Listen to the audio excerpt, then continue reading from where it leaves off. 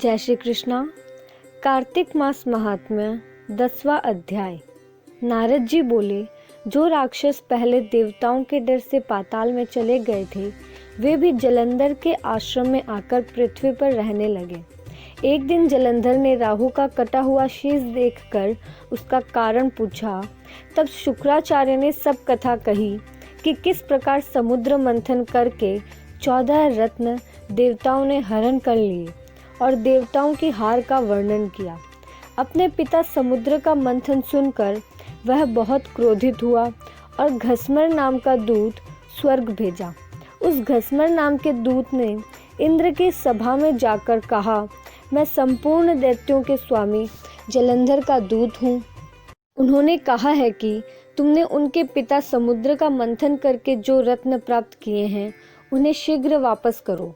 इतना सुन क्रोधित होकर इंद्र बोले, हे दूत, सागर ने मेरे शत्रु पर्वत को तथा बहुत से दैत्यों को अपने अंदर छुपा लिया था। सागर के पुत्र शंखासुर ने भी वहीं शरण ली थी। इसी कारण हमने समुद्र मंथन किया है। जब दूत ने यह सब समाचार जलंधर को सुनाया, तब क्रोध से कांपता हुआ और देवताओं को जीतने का विचार करने लगा। अतः करोड़ों शुंभ निशुंभ आदि सभी दैत्यराज सेना लेकर आ गए और उन्होंने स्वर्ग में नंदन वन पर अधिकार कर लिया।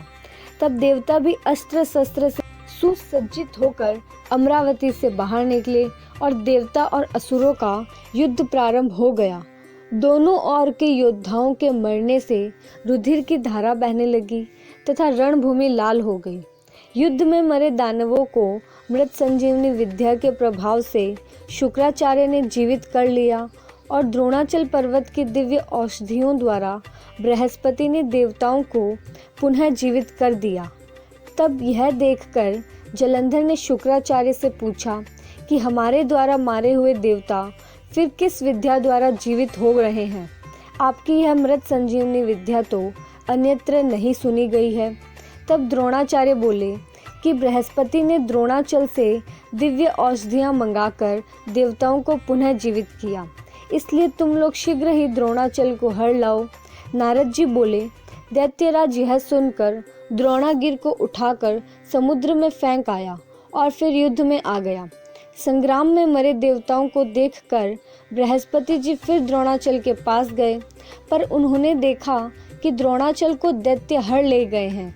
यह जानकर बृहस्पति भय से व्याकुल हो गए और बोले, भागो भागो, यह महादैत्य जीता नहीं जा सकता, क्योंकि यह रुद्र के अंश से उत्पन्न हुआ है। इंद्र के उपद्रव से ही यह बना है। बृहस्पति की यह बात सुनकर देवता भय से विचलित होकर दशों दिशाओं में भाग गए। सागर पुत्र जलंधर ने देवताओं को भागता देख शंख ध्वनि के साथ अमरावतीपुरी में प्रवेश किया। उसके वहां जाने से इंद्र आदि देवता पीड़ित होकर सुमेरु पर्वत की गुफाओं में चले गए। इस प्रकार देवताओं को जीत वहां राज्य करने लगा।